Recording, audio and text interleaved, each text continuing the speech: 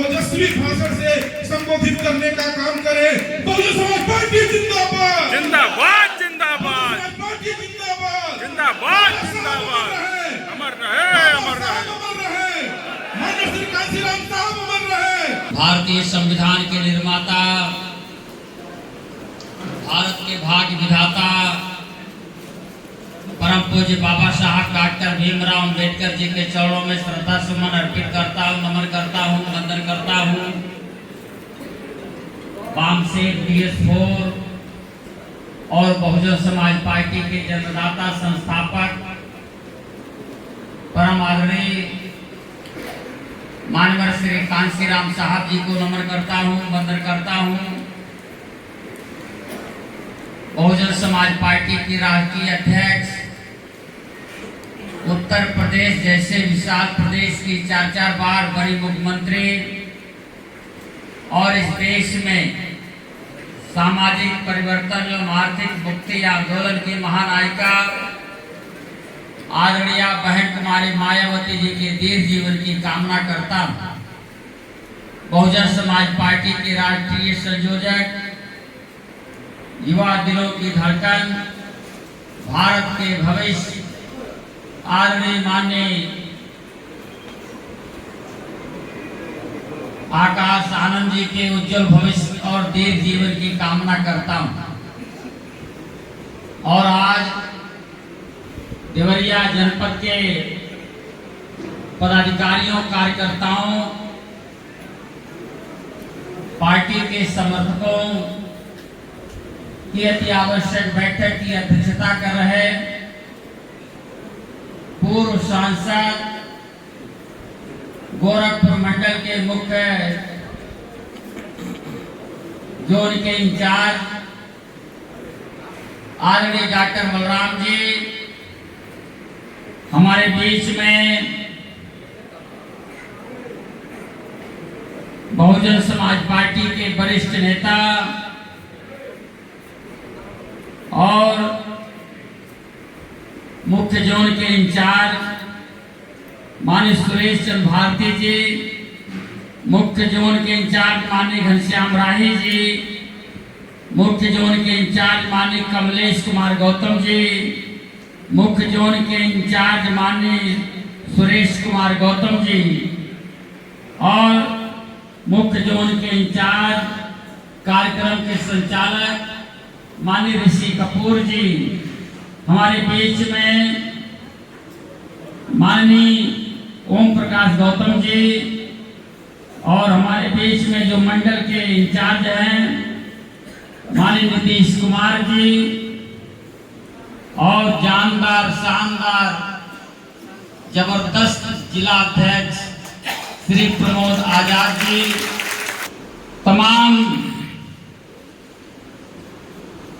बहुत सारे लोग आज यहाँ पे भारी संख्या में विभिन्न दलों को छोड़ करके बहुजन समाज पार्टी की सदस्यता ग्रहण किया है।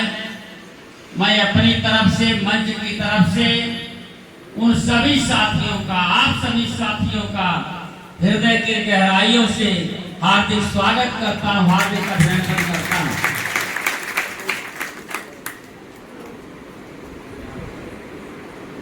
साथियों, बहुजन समाज पार्टी एक विचारधारा है, पार्टी बाद में है। जो विचारधारा सैकड़ों महापुरुषों ने अपनी जान की बाजी लगा करके विचार दिया है, उसी विचार को लेकर के बहुजन समाज पार्टी आगे बढ़ रही है। माननीय श्री कांशीराम साहब ने 14 अप्रैल 84 को परम पूज्य बाबा साहब डॉक्टर अंबेडकर जी के जन्मदिन के अवसर पर बहुजन समाज पार्टी का गठन किया था। उसके पहले 18 मार्च 1956 को आगरा जाते हुए बाबा साहब दिल्ली से आगरा जाते वक्त कार से उतर करके देखा उनके साथ में श्री नानक चंद रत्तू साहब थे। साहब ने देखा, नजरें दौड़ाई, कहा रत्तू ये इतना बड़ा भूभाग है जो जंगल के रूप में पड़ा हुआ है, अगर ये हमारे मजदूरों को, गरीबों को, भूमिहीनों में अगर ये बंट जाता तो उनकी आमदनी बढ़ जाती और उनको भूखों मरना नहीं पड़ता। तो ऐसे भूखंड बाबा साहब डॉक्टर अंबेडकर जी ने 80 जगह पर, जो 5-5 किलोमीटर के दायरे में लंबा चौड़ा था, 5-6 वर्ग किलोमीटर में फैला हुआ वह मैदान था, ऐसे 80 भूखंड उन्होंने चयनित किया था। और अंग्रेजों से मतलब आजादी के पहले अंग्रेजों से विचार विमर्श किया था। उन्होंने 1942 में सेपरेट सेटलमेंट एक्ट पास करवाया था, पृथक अधिवास अधिनियम 1942 अंग्रेजों के जमाने में, कि जो इस देश का अछूत है, सूत्र है, उनको उस 80 भूभाग में अलग से बसाया जाएगा। उनका वहां मकान होगा, वहां अस्पताल होगा, वहां स्कूल कॉलेज होंगे, वहां उनके खेल का मैदान होगा, वहां कोई उनका रास्ता रोकने वाला नहीं होगा, वहां पे कोई उनकी मूछ रखने पर उखाड़ने वाला नहीं होगा, वहां पर कोई ऐसा व्यक्ति नहीं होगा जो नफरत करने वाले लोग होते हैं, ऐसा उस 80 जगह के प्लाटों में नहीं होगा। वो मान सम्मान स्वाभिमान के साथ ये अछूत वहां पे रहेगा। उसी बीच में द्वितीय विश्व युद्ध हो गया और वो लटक गया, तो वही बात दोहराया था। और 18 मार्च 1956 को आगरा के लाल किला के मैदान में बाबा साहब भाषण देते देते रो पड़े थे। सन 56 तक इस देश में उनके दिए गए आरक्षण के बदौलत तमाम अधिकारी हो गए थे, तमाम लोग पढ़ लिख गए थे। और उसी समय बाबा साहब डॉक्टर अंबेडकर जी ने एक व्यवस्था बनाई थी कि सरकार इन अछूतों में से विदेश में पढ़ने के लिए भी स्कॉलरशिप देगी, जिसमें से 1948 में 4 लोग IAS और IFS बने थे, और जिसमें भारत के पूर्व राष्ट्रपति आदरणीय माननीय KR नारायण साहब भी थे, और एक पश्चिम बंगाल के थे। ऐसे 4 लोग बने थे। तो बाबा साहब रोया और कहा कि मुझे पढ़े लिखे लोगों ने धोखा दिया। बाबा साहब का विचार बहुत ही उच्च कोटि का था। वो सभी पढ़े लिखे को अपने बराबर सोचते थे, लेकिन बाबा साहब डॉक्टर अंबेडकर जी किसी इंसान के बराबर नहीं, बल्कि जिसे भगवान कहा जाता उससे भी बड़ा बाबा साहब डॉक्टर अंबेडकर।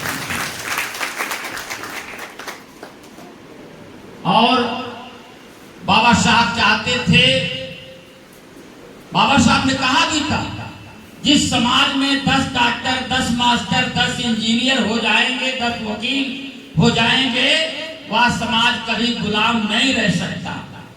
लेकिन बाबा साहब के नजरों के सामने यह समाज थोड़ा थोड़ा जग गया था, लेकिन जो उम्मीद बाबा साहब को थी उस उम्मीद के तहत नहीं उठ पाया था।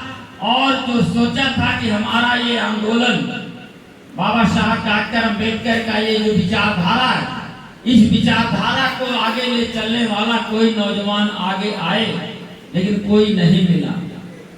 तो इसलिए बाबा साहब डॉक्टर अंबेडकर जी ने भारत का संविधान बनाया, भारत के संविधान में हम सभी लोगों को वोट देने का अधिकार दिया और राजा रानी,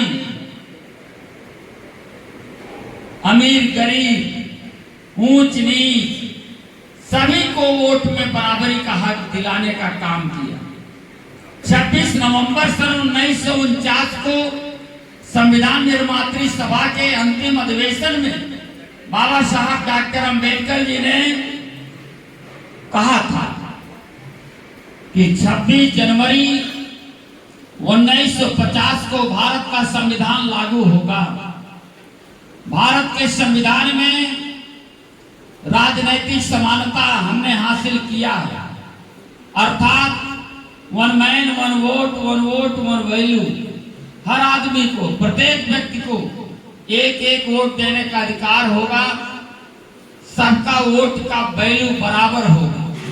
उसमें जात नहीं देखा जाएगा कि ऊंची जात का वोट है तो 10 माना जाएगा और छोटकी बिरादरी का वोट है तो 1 माना जाएगा। ऐसा नहीं था, सबका वोट बराबर कर दिया, 1 मान दिया और कहा था लेकिन देश के अंदर सामाजिक और आर्थिक विपन्नता मौजूद रहेगी, सामाजिक और आर्थिक विषमता विद्यमान रहेगी।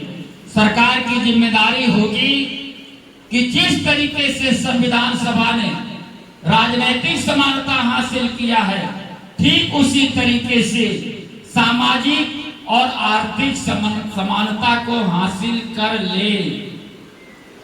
लेकिन ऐसा नहीं हुआ,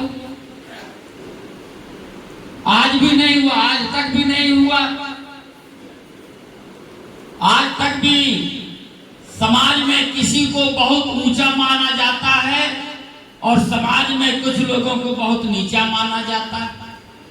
जात के आधार पर मान सम्मान मिलता है आज भी। बाबा साहब डॉक्टर अंबेडकर जी ने जो काम कोई नहीं कर पाया, हम लोग, हमारे लोग तमाम पूजा पाठ करते हैं, तमाम देवता मनाते हैं, लेकिन उनकी गरीबी दूर नहीं हुई, उनकी ये सामाजिक बुराई खत्म नहीं हुई। और जो काम कोई देवी देवता नहीं कर सका, उस काम को बाबा साहब डॉक्टर अंबेडकर जी ने कर दिया।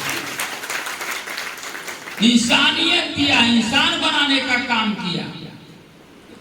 और आज हम लोगों की हालात, देश के आजादी के बाद परिवर्तन जो हुआ है, बाबा साहब डॉक्टर अंबेडकर जी के संघर्ष के बदौलत हुआ है। उन्होंने बड़ा संघर्ष किया था, अपार संघर्ष किया था। बहुत संघर्ष करके इस कारवां को यहां तक लाने का काम किया था। एक बार बाबा साहब डॉक्टर अंबेडकर जी 26 अलीपुर रोड नई दिल्ली के आवास पर बाहर बैठे, इजी चेयर पर शाम के वक्त बाहर बैठे थे। उनके बगल में श्री नाना चंद रत्तू साहब खड़े थे। बाबा साहब बहुत गंभीर होकर के रत्तू साहब से कहा कि रत्तू, लगता है हमारा जाने का समय आ गया। रत्तू साहब सुन करके रोने लगे। रत्तू साहब बाबा साहब के परम सहयोगी थे, उनके पीए थे, पंजाब के रहने वाले थे। मेरा बड़ा सौभाग्य है, मैं बाबा साहब को नहीं देख पाया, लेकिन जिन आंखों ने बाबा साहब को देखा, मैंने उनको जरूर देखा। मैं रत्तू साहब से मिला हूं। साथियों, फिर बाबा साहब ने कहा, रत्तू, मेरे जाने के बाद मेरे लोगों को बताना कि हमने बेशुमार मुसीबतों को सह करके अपार कष्टों को झेल करके, दुश्मनों का, विरोधियों का मुकाबला करके मैं इस कारवां को यहां पर लाया हूं। लोगों को बताना, ये कारवां निरंतर आगे बढ़ता रहना चाहिए, किसी भी हालत में पीछे ना जाने पाए। लोगों को बताना, बाबा साहब के जाने के बाद लगभग 9 साल तक गैप था। रिपब्लिकन पार्टी और बाबा साहब के निकट सहयोगी रिपब्लिकन पार्टी का गठन किए और रिपब्लिकन पार्टी के एमपी एमएलए बने। जहां का मैं रहने वाला हूं, 1967 में नीला झंडा हाथी निशान के सिंबल पर हमारी लोकसभा का सांसद बने थे श्री राम जी राम साहब। हाथी निशान वहां पहले भी जीता था, हमसे पहले वही जीते थे। 96 में मैं जीता था। लेकिन मानवर कांशीराम साहब के सामने ऐसी विकट परिस्थिति 1965 में आई कि बुद्ध पूर्णिमा और 14 अप्रैल की छुट्टी को विभाग ने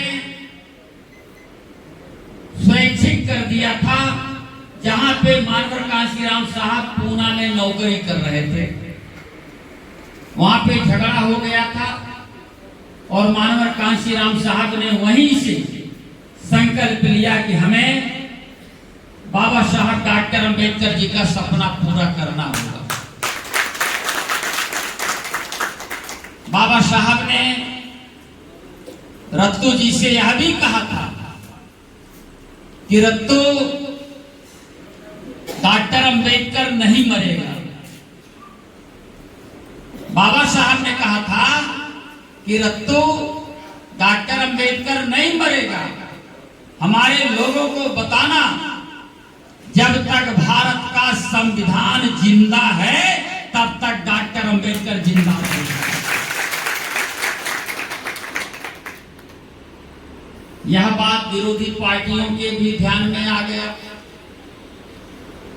तो वो जब ये जान गए कि डॉक्टर अंबेडकर को मिटाना है तो संविधान मिटाना होगा, वो तो जान गए। लेकिन अभी हमारे लोग नहीं जान पाए कि बाबा की आत्मा भारत के संविधान में है, तो हमें संविधान की रक्षा के लिए अपनी जान की बाजी लगानी पड़ेगी। लेकिन हमारे लोग पिछले चुनाव में अपने पर भरोसा नहीं किया, संविधान बचाने के नाम पर दूसरे को भरोसा कर दिया, दूसरे पर भरोसा किया। पोस्टल बैलेट, जो अधिकारी कर्मचारी होते हैं वोट डालते हैं, मतदान के पहले वोट डाल देते हैं, लिफाफा बंद हो जाता है। अब तक का रिकॉर्ड है, 2024 के पहले के चुनाव तक यह रिकॉर्ड है कि पोस्टल वोट सबसे ज्यादा बहुजन समाज पार्टी को मिलता था, क्योंकि बाबा के आशीर्वाद से समाज के लोग अधिकारी कर्मचारी हो गए हैं, वो वोट डाल करके बूथों पर जाते थे। लेकिन 2024 में सबसे ज्यादा वोट समाजवादी पार्टी को पड़ गया, वही वोटवा। हमारे लोग संविधान बचाने के चक्कर में चले गए। जो लोग आपका अच्छा खाना, अच्छा कपड़ा, अच्छा मकान बर्दाश्त नहीं कर सकते, वो आपके महापुरुषों का सम्मान भी नहीं कर सकते। और हमारे महापुरुषों का अपमान हमेशा हुआ है। बाबा साहब डॉक्टर अंबेडकर 6 दिसंबर 56 को हमारे बीच से गए, कांग्रेस की सरकार में गए और कांग्रेस ने बाबा साहब का कभी सम्मान नहीं किया।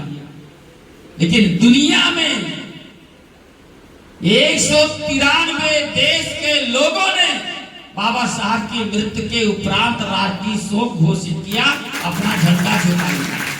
193 देशों ने बाबा को भारत रत्न, भारत के लोगों, सरकार ने भारत रत्न नहीं दिया। मानवर कांशीराम साहब ने संघर्ष करना शुरू किया। बाबा का आंसू पढ़े लिखे लोगों के नाते से निकला था,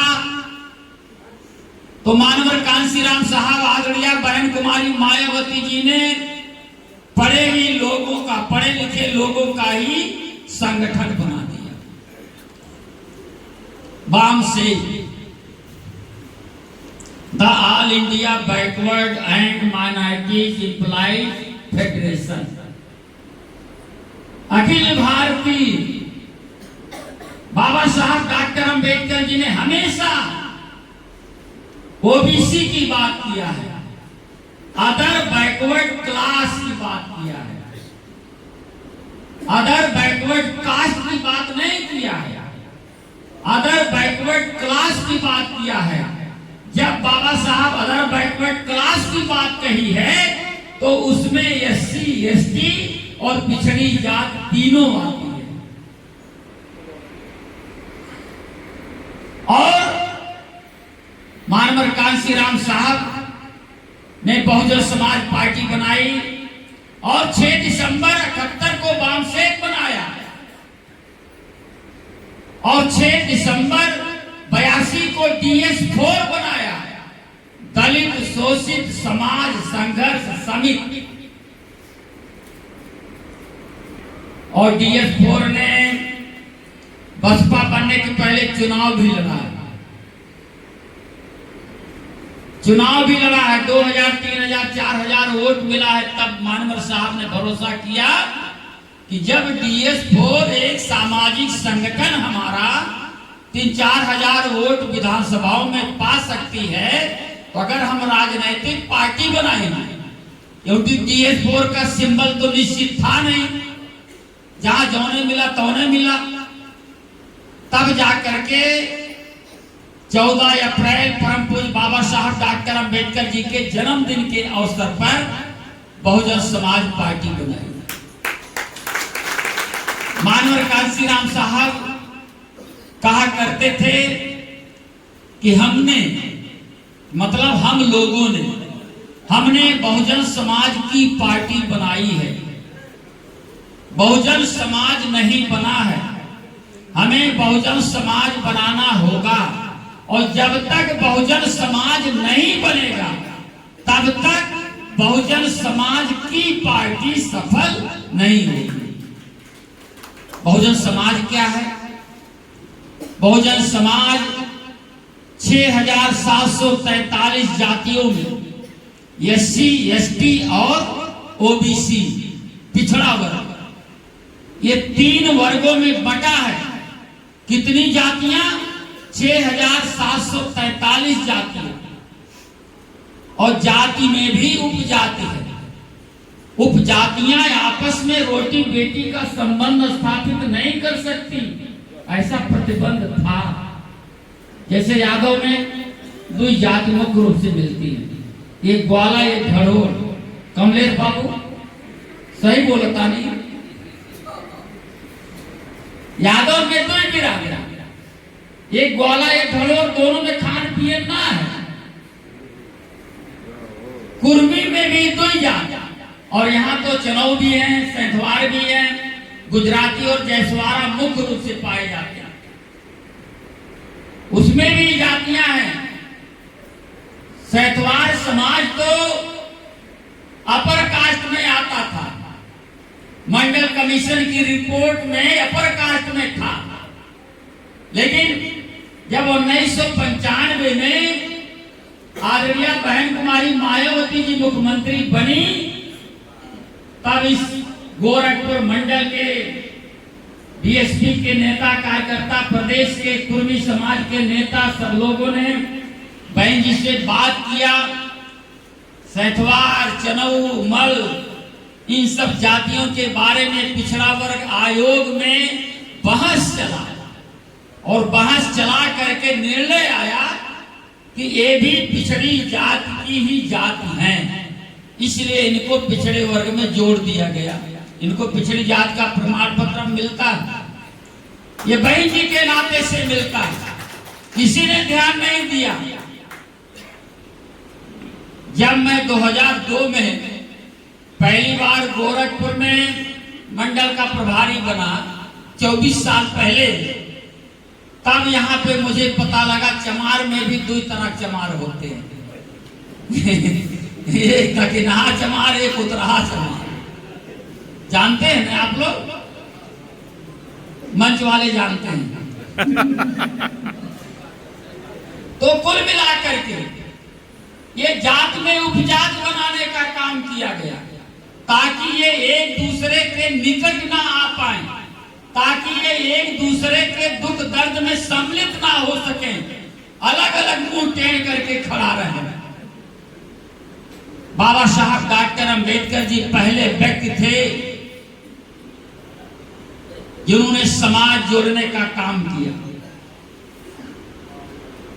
आप देख रहे हैं बहुजन समाज पार्टी, तीन शब्द है, तीन शब्द है।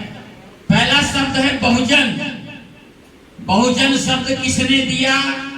परम पूज्य बाबा साहब, परम पूज्य भगवान गौतम बुद्ध ने दिया। लगभग 2700 साल पहले सारनाथ में उन्होंने बोला था, बनारस के अंदर, जब प्रथम शिक्षा उन्होंने 5 लोगों को दिया था, तब कहा था चरत भिक्षवे चारिकम बहुजन हिताय बहुजन सुखाय लोकानुकंपाय। मानवर साहब ने वो बहुजन शब्द वहां से लेकर के यहां लिखा। दूसरा है समाज। बाबा साहब ने पहली बार समाज के बारे में सोचा और समाज बनाने की परिकल्पना किया। उनके जीते जी 4-5 जातियां ही उनके मूवमेंट को समझ पाई थी। महाराष्ट्र का महार समझ गया, वेस्ट बंगाल का नमोशूद्र समझ गया, यूपी बिहार पंजाब हरियाणा का चमार समझ गया, और दक्षिण भारत की 2 जातियां और समझी, पेरियार समझा और एक जाति और समझी। ये 5 जातियां ही केवल बाबा साहब डॉक्टर अंबेडकर के मिशन को समझ पाई थी, और मानवर कांसीराम साहब ने 5 से संघर्ष शुरू किया। उन्होंने 500 जातियों में बाबा के मिशन को पहुंचाने का काम किया। वही समाज मानवर साहब ने बगल में लिख दिया और अपनी तरफ से पार्टी लिख दिया, तो हो गई बहुजन समाज पार्टी। 3 महापुरुषों ने, तीनों शब्द से तीनों महापुरुषों की खुशबू आती है बहुजन समाज पार्टी से। और मानवर कांसीराम साहब ने कहा था कि मेरे चले जाने के बाद अगर आपके दरवाजे पर ये नीला झंडा हाथी निशान अगर पहुंच जाए तो आप समझ लेना कि कांसीराम अभी जिंदा है। मेरे साथियों, हमें इस झंडे को बुलंद रखना है, क्योंकि ये हाथी बाबा साहब ने लिया था, या नीला झंडा बाबा साहब ने अपनाया था। मानवर कांसीराम साहब ने जो बाबा ने अपनाया, जो विचार साहू फूले ने दिया, उस विचार को अपना करके आगे बढ़ने का काम किया। और उत्तर प्रदेश में अपने जीते जी अपने नजरों के सामने 3 बार सरकार बना दिया। पहले लोग कहते थे, मैं तो DS4 में जुड़ा था, बसपा बाद में बनी। DS4 का मैं विद्यार्थी मोर्चा फैजाबाद का उपाध्यक्ष था। उसके 2-3 साल के बाद बहुजन समाज पार्टी बनी। तो इसलिए मेरे साथियों, मानवर कांसीराम साहब ने अपने जीते जी 3 बार सरकार बनाया।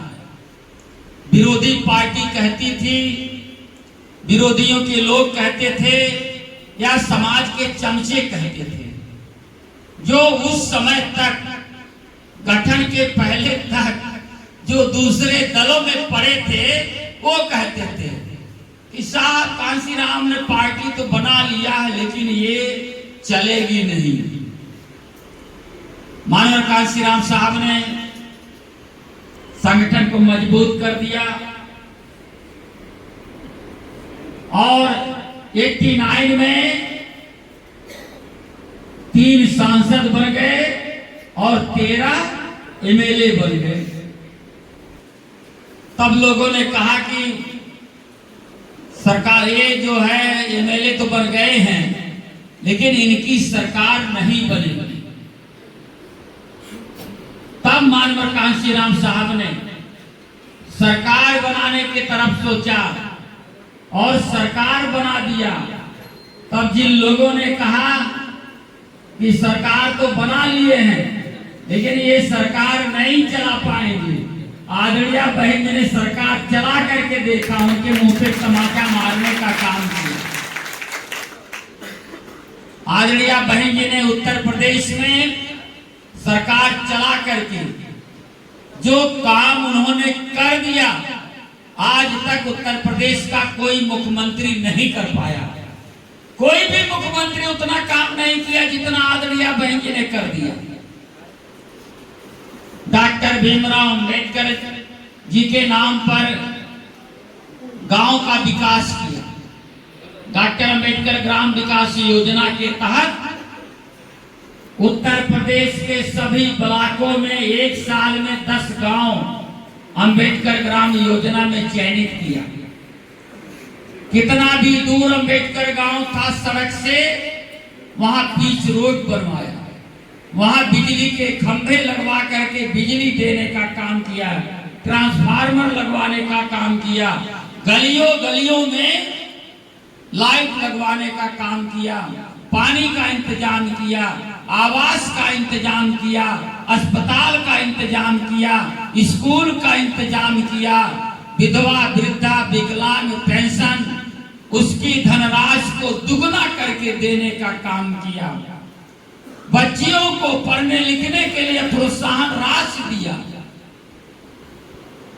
और परम पूज्य बाबा साहब डॉक्टर अंबेडकर जी के नाम पर अंबेडकर नगर जिला बनाया। 1919 में अमृतसर में जलियांवाला बाग की घटना हुई थी। एक 20 साल का नौजवान अपने लोगों के बीच से अपने परिचितों की लाश छुड़वाने में मदद कर रहा था। वह नौजवान द्रवित हो गया और उसी सरजमी से उन्होंने संकल्प लिया कि जनरल और डायर ने जो इतना हजारों लोगों को मौत के घाट उतारने का काम किया है, हम इस मौत का बदला जरूर लेंगे। और मेरे साथियों, आपको याद होगा वह नौजवान 21 साल लग गया उसको इंग्लैंड जाने में, 21 साल लग गया। इंग्लैंड गए 1940 में और आपको याद होगा मोटी किताब में रिवॉल्वर रखा, पन्ना काट काट करके, जैसे दीमक की तबिया काट देता है नक्शा बन जाता है, वैसे रिवॉल्वर रखने के लिए किताब को अंदर से काट करके रिवॉल्वर ले लिया, ऐसे किताब लेकर और जनरल डायर से बोल रहा था, उनके सामने जा करके उनके सीने में गोली मारने का काम किया। ऐसे महापुरुष के सम्मान में आदरणीय बहन कुमारी मायावती जी ने नैनीताल में उधम सिंह नगर जिला बनाया। ऐसे लोग हमारे महापुरुष थे। यहाँ का बदला इंग्लैंड में लेने का काम किया था। आप लोग यहीं घबरा जाते हैं। यहाँ का बदला यहीं लेना होगा, इंग्लैंड जब जाना नहीं है। क्योंकि इंग्लैंड में अब कोई नहीं रहता, अब तो दुश्मन यहीं पैदा हो गए हैं, इसलिए यहीं पे हमें सतर्कता अपनानी पड़ेगी। गुरु रविदास जी ने, जिन्होंने 650 साल पहले कहा था, ऐसा चाहूं राज मैं जहां मिले सबन को अन्न, छोट बड़ सब सम बसे, रविदास रहे प्रसन्न। आप सोचो 650 साल पहले हमारे महापुरुष ने कितनी ऊंची बात सोची कि हम ऐसा राज चाहते हैं जहां पे सबको दाना पानी मिले, सबको भोजन मिले, सबको खाने का बराबर सम्मान मिले, और कोई छोटा ना हो, कोई बड़ा ना हो, सबको समानता के साथ रहने का अवसर मिले। सदगुरु रविदास जी के नाम पर और जिनके तमाम शिष्य राजपूत लोग भी शिष्य उनके हो गए थे। राणा सांगा के परिवार में चित्तौड़गढ़ में उनका पूरा परिवार गुरु रविदास जी के शिष्य बन गए थे। मीराबाई गुरु रविदास जी की शिष्य बन गई थी, और उसी नाते से इस चमार की शिष्य बन गई ठाकुराइन में, उनको जहर पिला दिया गया था। ऐसे सदगुरु के नाम पर आदरणीय बहन जी ने बनारस में पश्चिमी इलाके भदोही को सदगुरु रविदास नगर जिला बना दिया। जिन्होंने आरक्षण दिया 26 जुलाई 1902 को भारत के अंदर जो कोल्हापुर स्टेट है महाराष्ट्र में, छत्रपति साहू जी महाराज कुर्मी बिरादरी में पैदा हुए राजा थे। उन्होंने 50% आरक्षण दिया पहली बार 26 जुलाई 1902 को। उसके पहले कोई आरक्षण सुना ही नहीं था, जानता ही नहीं था। उनके नाम पर, और उन्होंने बाबा साहब डॉक्टर अंबेडकर जी को, एक बार की घटना है, बाबा साहब बंबई में थे, साहू जी महाराज अपनी मंत्री के साथ पहुंच गए बाबा साहब के घर पर, सूचना भिजवाया और भिजवाया, कहा कि महाराजा छत्रपति साहू जी महाराज जी आए हैं। जरा ध्यान से सुनिएगा। बाबा साहब उनसे मिलने आए। बाबा साहब ने कहा कि आप महाराजा हैं, समाज के गौरव हैं, आप मुझे बता देते मैं कोल्हापुर आ जाता।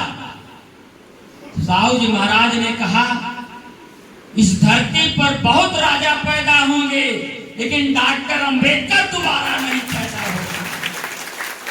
इसलिए चला आया, मिलने चला आया, आर्थिक सहयोग दिया। और बाबा साहब या तो अपने बेटे राजरतन के मृत्यु पर रोए थे, इसके बाद दोबारा 1922 में छत्रपति साहू जी महाराज के मृत्यु पर रोए थे। मेरे साथियों, मानवर कांशीराम साहब, बाबा साहब डॉक्टर अंबेडकर की विचारधारा को देश के अंदर फैलाने का काम किया। एक बार की घटना है, माननीय KR नारायण साहब राष्ट्रपति थे, आदरणीय बहन जी और मानवर कांशीराम साहब राष्ट्रपति भवन गए थे। माननीय KR नारायण साहब के चुनाव में बहुजन समाज पार्टी ने समर्थन किया था। 96 में जब चुनाव हुआ, 97 में हम लोगों ने वोट दिया था। बातचीत हो गई, विदाई हो गई, लेकिन बाप मानवर साहब अपनी कार की तरफ अपने रास्ते से निकल रहे थे। थोड़ा सा पीछे मुड़कर देखा तो राष्ट्रपति महोदय भी पीछे पीछे जा रहे हैं।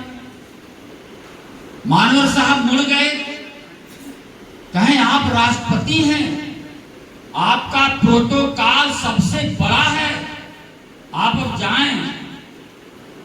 के.आर. नारायण साहब ने कहा कि ये 380 कमरे का मकान, यहाँ हमारे बाद में तमाम दलित समाज के राष्ट्रपति बन के आएंगे, लेकिन इस राष्ट्रपति भवन में कांशीराम जैसा लीडर नहीं आएगा। तो ये सम्मान था मानवर कांशीराम साहब का।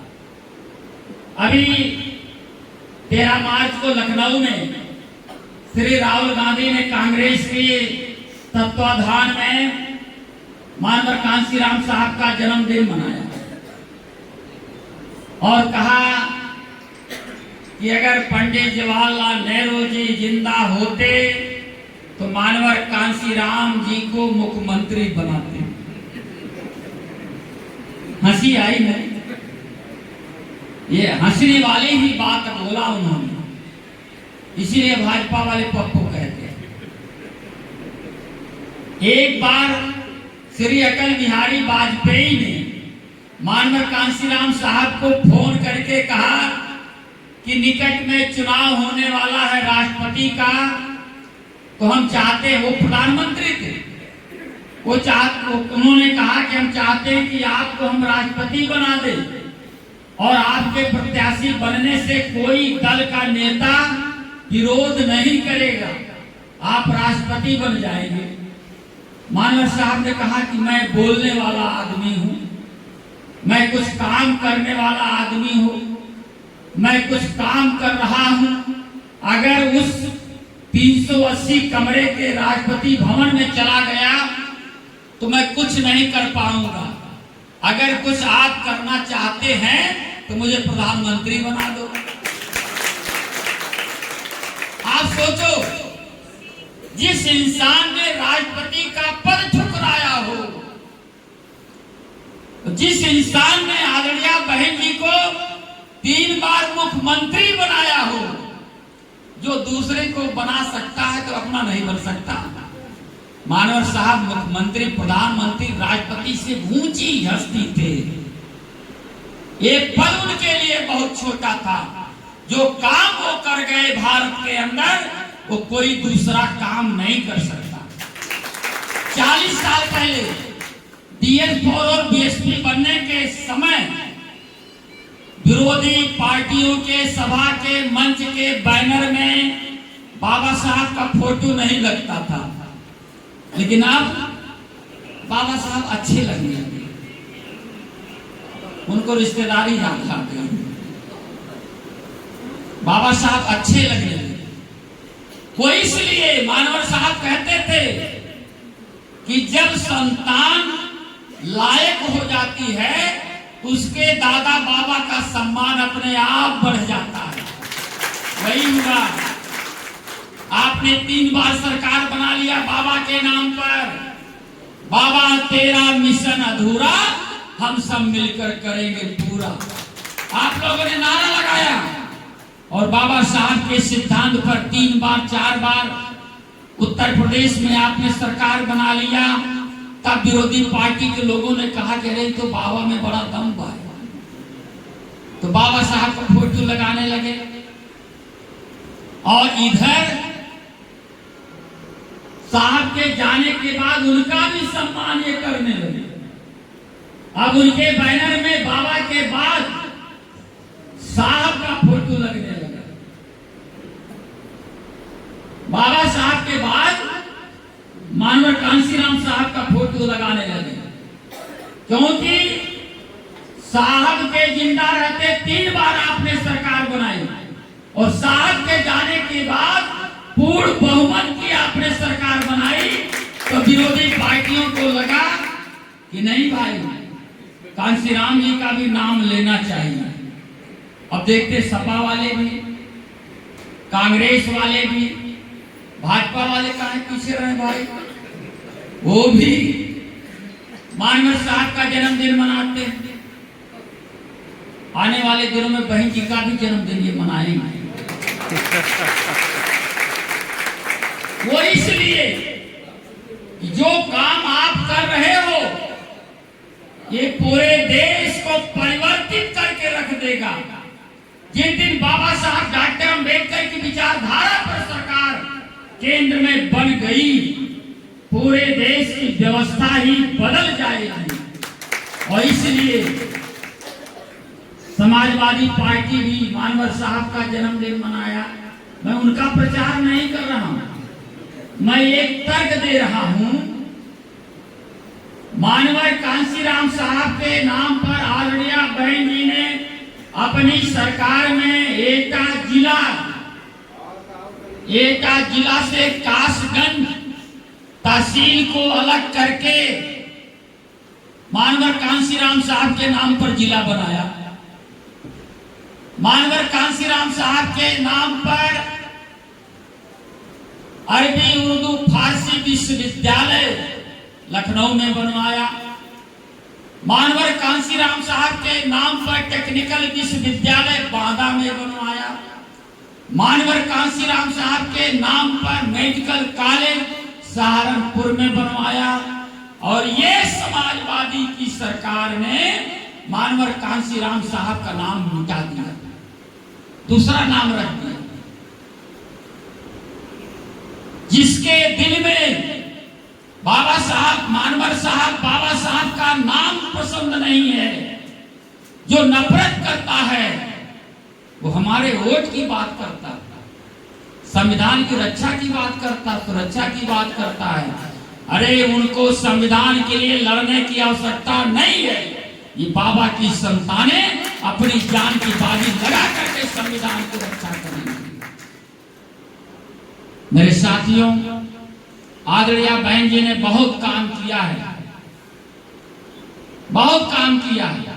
भगवान गौतम बुद्ध जी के नाम पर जिला बनाया, माता रमाबाई अंबेडकर के नाम पर कानपुर में जिला बनाया,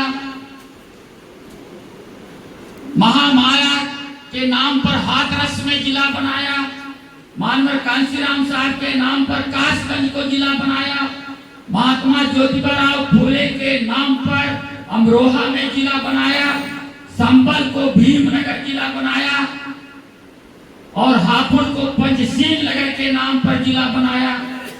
छत्रपति साहू जी महाराज जी के नाम पर सुल्तानपुर में अमेठी को जिला बनाया।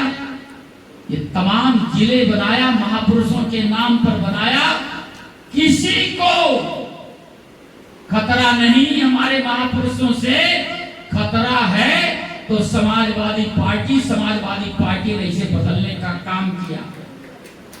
आपके गांव में जाए तो इसे प्रश्न करना कि आप हमारे बाबा के दुश्मन हो, आप हमारे साहब के दुश्मन हो, आप हमारी विचारधारा के दुश्मन हो, आप हमारे गांव में वोट मत मांगिए और उनका मुर्दाबाद बोल करके गांव से बाहर खदेड़ दीजिए। ये भाजपा भी वही काम कर रहे हैं। मानवर कांशीराम साहब ने समानता की बात किया तो भाजपा ने समरसता की बात किया, समरसता की बात किया, समानता की बात नहीं किया, समरसता की बात किया। मानवर कांशीराम साहब ने सामाजिक परिवर्तन की बात किया तो जनता दल की सरकार ने सामाजिक न्याय की बात किया। सामाजिक न्याय का मतलब है जो जिस जात के खाने में पैदा हुआ उसी खाने में जिए, उसी खाने में मरे। परिवर्तन का मतलब है कि खाना उलट दिया जाए और सब बराबर हो जाए। ये कांशीराम साहब चाहते थे। इसलिए ऐसे लोगों से हमें सतर्क रहना पड़ेगा। बाबा साहब डॉक्टर अंबेडकर जी, उनका फोटो आप देखते हैं, ऐसे इशारा करते हैं। वो कहते हैं captured temple of power, captured temple of power, सत्ता के मंदिर पर कब्जा करो। बाबा साहब ने कहा, बाबा लोगों ने क्या कहा? सत्ता मिटा दिया, क्या बचा? मंदिर पर कब्जा। सब ले लोटा मंदिर तरफ। तो पता लगा जब आपकी लाइन मंदिर तरफ लग गई तो मंदिर बाबा निकल के विधानसभा में गया कि नहीं गया? अब आप घूम जाइए, सत्ता के मंदिर तरफ लाइन बढ़ाइए, फिर क्या होगा? आपकी जीत होगी, सत्ता के मंदिर से बाबा निकलकर अपने मंदिर में घंटा बजाएगा। हमें सावधान रहना होगा। यह एक नफरती बयान से सावधान रहना पड़ेगा। और भारतीय जनता पार्टी ने इस देश में केवल नफरत पैदा करने का काम किया, अन्याय अत्याचार करने का काम किया है। जाति देख करके धर्म काम के नाम पर अन्याय अत्याचार करता। मुस्लिम होगा, गरीब होगा, बुलडोजर चलेगा। कोई उनकी बिरादरी का होगा तो बुलडोजर का मुंह बदल जाएगा, फेर लेता हूं। ऐसे लोगों से सावधान रहना पड़ेगा। इसलिए कि केका का है छोटी जनी, केका का है बड़ी जने, घरा जरा इन दोनों जने। चाहे भाजपा हो, सपा हो, कांग्रेस हो, सबने देश को तबाह और बर्बाद करने का काम किया। चारवाक ने एक सिद्धांत दिया था। चारवाक ने कहा था, व्यंग में कहा था, यावत् जीवे सुखम जीवे दृढ़म कृत्वा घृतम पिबेत्। यावत् जीवे सुखम जीवे, जब तक जियो सुख से जियो, कर्जा लेकर घी पियो। और जिन लोगों ने इस देश में हुकूमत किया है, चाहे कांग्रेस के लोग हों और चाहे भाजपा के लोग हों, चाहे दोनों के मेल से बने हुए लोग हों, उन लोगों ने भी यही सब काम किया और देश को गर्त में ले जाने का काम किया। इतना रुपया ले लिया है कि हर आदमी कई लाख का हिसाब से कर्जे में है। और हमारे देश की विदेश नीति कितनी खराब है। आदमी सोचता जो लग है वही सग है। रिश्तेदार घटना होने पर बाद में आएगा, लेकिन पड़ोसी हमारा पहले आएगा, ये भावना पैदा होती है। लेकिन भारत ने पहले नेपाल हमारा दोस्त देश था, भूटान हमारा दोस्त देश था, श्रीलंका हमारा दोस्त देश था, पाकिस्तान तो हमेशा लड़ा है। लेकिन बिरयानी खाने श्री नरेंद्र मोदी चुप्पे से इस्लामाबाद पहुंच जाते हैं और यहां पर हिंदू मुस्लिम करते हैं, हिंदू मुस्लिम करते हैं। और जो आदमी धार्मिक है वो हर धर्म का सम्मान करेगा। धार्मिक जो होगा दिल से, जैसे च्यवनप्राश है, च्यवनप्राश तो एक अलग चीज है।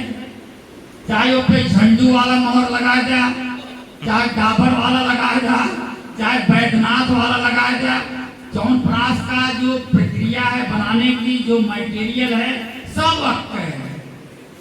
ठीक हम उसी तरीके से मानते हैं, धर्म सब अक्क है। लेकिन चाहे हिंदू लगा दिया, चाहे मुसलमान का ठप्पा मार दिया, चाहे जैन का मार दिया, चाहे बौद्ध का मार दिया, जो धार्मिक होगा वो हर धर्म का सम्मान करेगा। लेकिन ये भारतीय जनता पार्टी वाले अपने को धार्मिक कहते हैं, लेकिन मैं उनको धार्मिक नहीं, महागुंडा कहता हूं, जो दूसरे धर्म का अपमान करने का काम करते हैं। यही देवरिया में धार्मिक स्थल गिरा दिया गया। क्या नुकसान कर रहा था भाई? सैकड़ों साल से बना था, क्या नुकसान था? इमारत थी, इबादत लोग करने जाते थे। हाटा में मस्जिद का पूरा सब ढांचा गिरा दिया, क्योंकि उनकी आदत है। अयोध्या में गिराए हैं, इसलिए हर जगह गिराने की वो फिराक में रहते हैं, हर जगह। इसलिए ऐसे लोगों से सावधान रहना पड़ेगा। और बहुजन समाज पार्टी के नेता आदरणीय बहन कुमारी मायावती जी ने अपने शासन काल में हर धर्म का सम्मान किया है, चाहे जो धर्म रहा हो, हर धर्म का सम्मान किया है। 2010 में बाबरी मस्जिद राम जन्मभूमि अयोध्या का हाई कोर्ट में निर्णय आना था। बहन जी मुख्यमंत्री थी, लोगों ने कहा स्कूल, कॉलेज, अदालत सब बंद करवा दीजिए, छुट्टी करवा दीजिए। मैंने कहा छुट्टी नहीं होगा। और जिस इलाके में अगर किसी ने गुंडई किया तो पिछवाड़े लाल कर देना ताकि वो दिखा न सके। वही हुआ, किसी की हिम्मत नहीं पड़ी। बहन जी के भी जमाने में अयोध्या का विवाद उठा था, बहन जी के जमाने में मथुरा का विवाद उठा था, बहन जी के जमाने में काशी का विवाद उठा था। लेकिन अधिकारियों को कह दिया अगर जिस स्थल पर ये लोग गुंडई कर गए तो वहां के डीएम और कप्तान की खैरियत नहीं होगी। लोगों ने अपनी कुर्सी बचाने के लिए झगड़ा फसाद नहीं होने दिया। और आज जो झगड़ा फसाद होता है वो ऊपर से निर्देश दिया जाता है। हमारे लिए अलग का निर्देश, उनके पार्टी के समर्थकों का अलग निर्देश। इनसे तो कुर्सी संभल नहीं रही है। आपको याद होगा तमाम बुजुर्ग हैं यहाँ पे, आजादी के बाद इस देश में हैजा फैला था, गांव के गांव लोग मर गए थे। बुजुर्गों से पूछिए बताएंगे। तपेदिक एक बीमारी थी, चूहा मर के गिरता था, उससे लोग मर जाते थे। चेचक, छोटकी माई बड़की माई चेचक, दीवारों पे स्लोगन लिखता था, बड़ी माता का पता लगाने वाले को 1000 रुपया का इनाम दिया जाएगा। माता जी थी कि चोर और डकैत तरीके से इनाम घोषित हुआ, भाग गई, पता ही नहीं चला। और आज भी कोरोना में जितने लोग मार दिया, फिर ये गैस का सिलेंडर, पेट्रोल, डीजल, त्राईमाम बचा हुआ। ये जब बोलते हैं भाजपा वाले तो कोई ना कोई घटना करके जाते हैं, कोई ना कोई गड़बड़ ही करते हैं। हमारे इलाके में गमुआ में सजवा को एक मुंगौआ चिरई होती है, समुआ को मुगर मुगर बोलती है, बहुत भयानक आवाज में बोलती है। हम लोग छोटे छोटे थे, जब मुंगौआ बोलता था तो हम लोग माई के तरफ दबक जाते थे, डर लगता था तो माई तरफ दबक जाते थे, पकड़ लेते थे। तो कहता है बाबू लगता है किसी का कागज कटने वाला है, मतलब कोई जाने वाला है। जब मुंगौआ बोलती है, ठीक ऐसे भाजपाई है, जहां बोलेंगे कोई ना कोई घटना जरूर कराएंगे। इनसे सावधान रहना, इनसे देश और प्रदेश को तहस नहस करने का काम किया इन लोगों ने। इसलिए बहुजन समाज पार्टी समानता चाहती है, भाईचारा चाहती है, जात के नाम पर सम्मान अपमान नहीं चाहती है, और हर वर्ग को रोटी कपड़ा मकान मिले, शिक्षा सुरक्षा सम्मान मिले। ऐसी विचारधारा की सरकार बहुजन समाज पार्टी चाहती है। इसलिए मैं ज्यादा ना कुछ कहते हुए आज इतना ही कहना चाहूंगा। आप लोग पहली बार देवरिया के लोग भारी संख्या में आए, इसके लिए आपको बहुत बहुत धन्यवाद। कार्यक्रम का आयोजन करने वाले श्री नीतीश कुमार जी और श्री जिला अध्यक्ष जी और उनकी टीम को, ओम प्रकाश जी, चेयरमैन साहब, उधर यादव जी, सभी साथियों, बाबू ज्ञान प्रकाश सिंह जी, सभी लोगों का, विधानसभा की कमेटियों का, सेक्टर बूथ के पदाधिकारियों का, हमारे तमाम आज पार्टी में सम्मिलित हुए हैं, उन सभी लोगों का मैं हृदय से आभार प्रकट करता हूं, उनका स्वागत करता हूं। इन्हीं शब्दों के साथ अपनी बात को खत्म करता हूं। जुल्म देखा तो शहंशाहों की हस्ती में, कहां पे? जुल्म देखा तो शहंशाहों की हस्ती में, खुदा देखा तो गरीबों की बस्ती में। जय हिंद, जय भारत, खुदा हाफिज, नमो बुद्धाय।